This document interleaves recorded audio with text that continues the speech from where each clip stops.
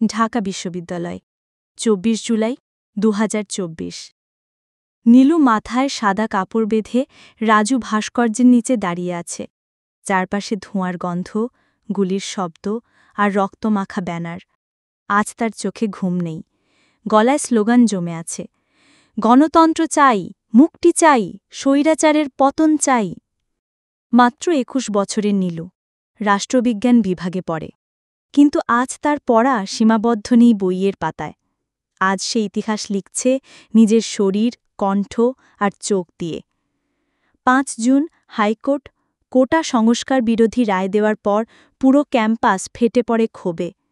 নীলুর বন্ধুরা বলে, ওরা আমাদের ঘাম, আমাদের রাত জেগে পড়া সব পায়ে মারিয়ে দিয়েছে।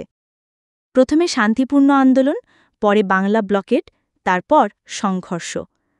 ৮ জুলাই রংপুরে আবু সাইদের মৃত্যুর খবরে নীলু আরেকটা রাত ঘুমাতে পারেনি। সে লিখেছিল ডায়েরিতে, আমরা শুধু চাকরি চাই না, আমরা ন্যায্যতা চাই। কেউ আমাদের ছেলেমেয়েগুলোকে আর গুলি করতে পারবে না চুপ করে। ২৪ জুলাই সকাল ১০টা ঢাকা বিশ্ববিদ্যালয়ের টিএসসি থেকে শুরু হয় বিশাল মিছিল। সবার কণ্ঠে একটাই দাবি, সরকার পদত্যাগ করো।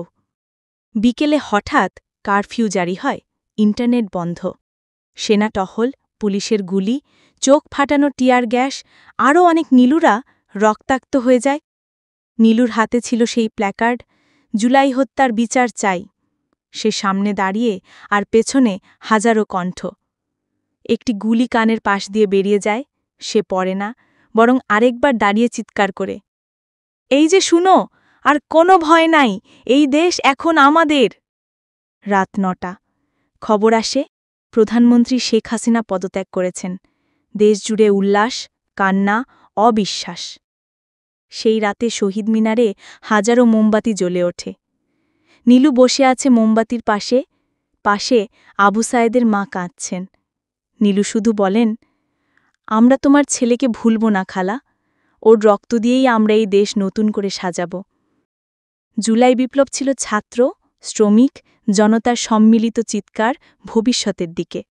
আর নীলুর মতো সাহসী কণ্ঠগুলো সেই চিৎকারকে সত্যি করেছিল। তারা ইতিহাসের বইয়ে শুধু নাম হয়ে থাকবে না, তারা এক একটা মাইল ফলক, এক একটা দীপ্ত প্রদীপ,